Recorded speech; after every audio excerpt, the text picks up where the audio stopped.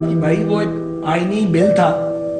हमारी क़यादत ने और हम सब ने सोच समझ के फैसले किए थे। हम जेलों में थे, हम एक कहर था जिसका सामना कर रहे थे। उसके बाद बिस्मिल्लाहिर्रहमानिर्रहीम।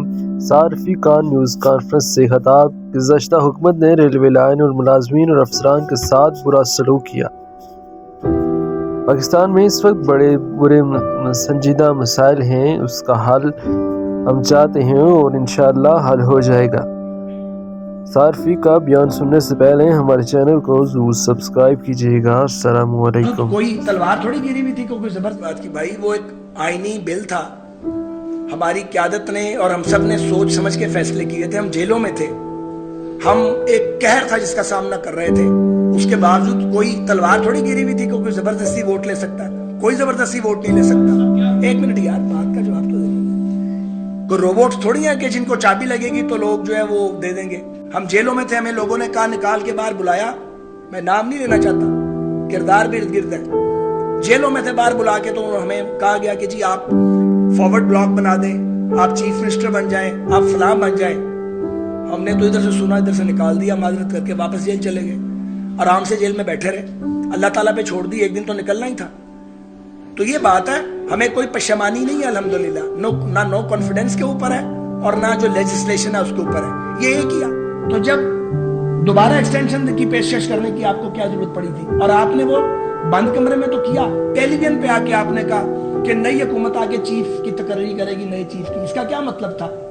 मतलब था कि जब इलेक्शन होगा, नई गवर्नमेंट आएगी तो नए चीफ की अपॉइंटमेंट करेगी। मीनिंग बाय के मौजूदा चीफ चलेंगे, तो जब तक वो रिटायर नहीं हुए आपकी जुबान बंद थी। एक आदमी रिटायर हो जाता है तो आप तुम्हार गालियों का आप शुरू कर देते हैं। हौसला होना चाहिए। लास्ट क्वेश्चन, मेरा ख्याल है इनमें से किसी एक महीने में आ जाएंगे इंशाल्लाह।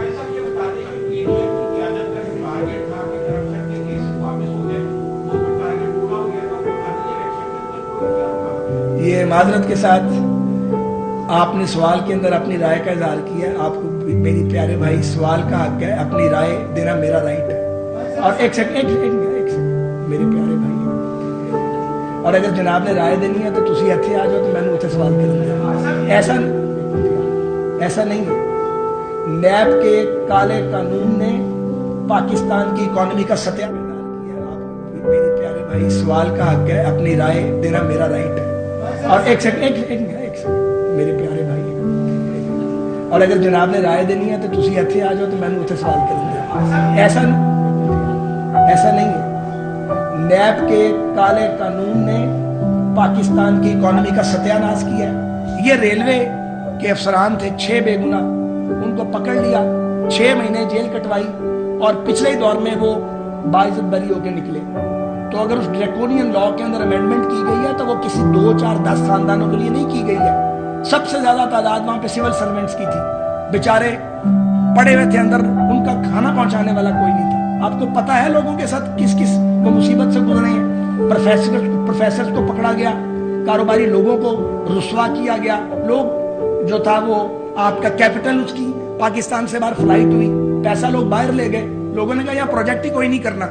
ये नैब का कानून तो परवेज मुशर्रफ बना गया था आर्म ट्विस्टिंग के लिए, फिर उसको इमरान ने और उसके सहूलतकारों ने इस्तेमाल किया। शर्म ही नहीं आई उनको इस्तेमाल करते हुए। असूलन तुम्हें नैब को खत्म कर देना चाहिए था, नया अदारा बनना चाहिए था। और वो वक्त भी आएगा, अकाउंटेबिलिटी का निजाम नया आना चाहिए। उन सारे लोगों को घर जाना चाहिए जो इस विक्टिमाइजेशन के अमल का हिस्सा रहे हैं।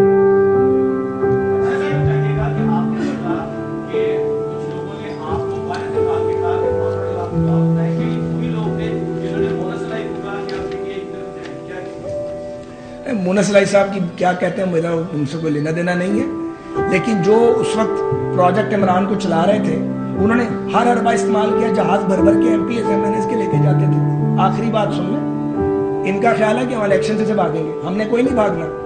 ना सहूलतकार अवेलेबल है, ना वो जहाज अवेलेबल है, ना उन जहाज़ों को भरने वाले अवेलेबल है। तो अगर आप यतीम होके सियासी यतीम के तौर पर इलेक्शन लड़ना चाहते हो, आए। हम तो सारी जिंदगी काम करते रहे। बहुत शुक्रिया। रफीक न्यूज़ कॉन्फ्रेंस कर रहे थे, उनकी जानिब से कहा गया कि ये कहते हैं कि हमारी 27 किलोमीटर की हुकूमत, तो हमें इसी में काम करने दें, निज़ाम को चलने दें, लोगों पर रहम करें। کبھی سڑکیں بند کرتے ہیں، کبھی اسلام آباد میں آگ لگاتے ہیں۔ انہوں نے پی ٹی آئی کو تنقید کا نشانہ بنایا۔ ساتھ ساتھ انہوں نے کہا کہ ہم نے پاکستان کو دیوالیہ ہونے سے بچایا، ورنہ اب تک ہو چکا ہوتا۔